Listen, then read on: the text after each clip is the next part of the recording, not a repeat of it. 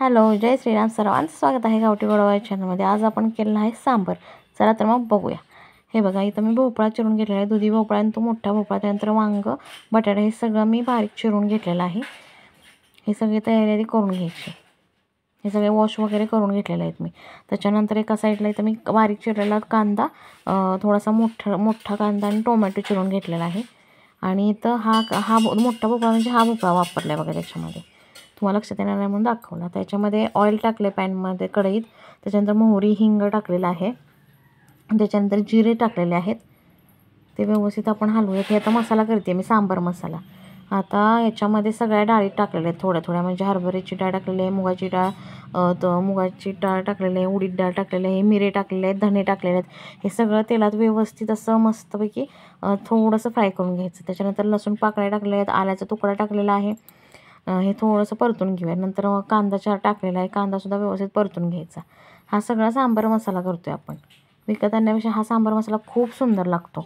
त्याच्यानंतर याच्यामध्ये मिरच्या टाकायच्या, सुकलेल्या असल्या तरी चालेल, ओल्या असल्या तरी चालतील. माझ्याकडं सुकलेल्या लाल मिरच्या होत्या त्या टाकल्या. नंतर कढीपत्ता टाकला, नंतर लाल घरचं तिखट टाकलं, नंतर मिरची पावडर पण टाकलेली आहे ती.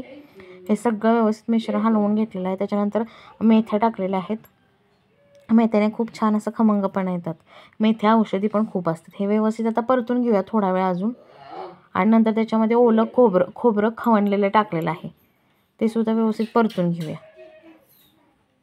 बघा, खूप सुंदर लागतो हा मसाला.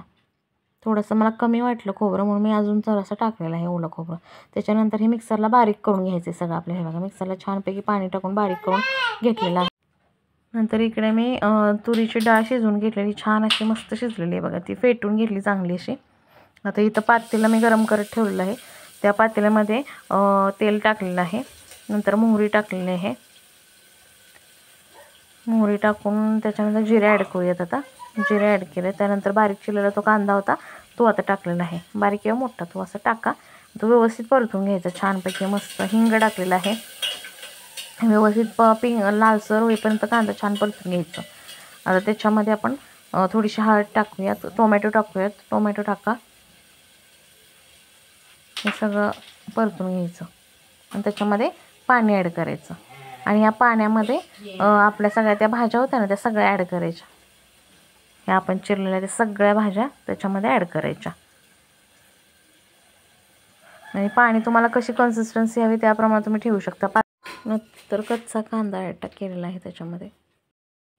नंतर याच्यामध्ये आता तो कांदा थोडासा, म्हणजे कच्चा कांदाच टाकायचा.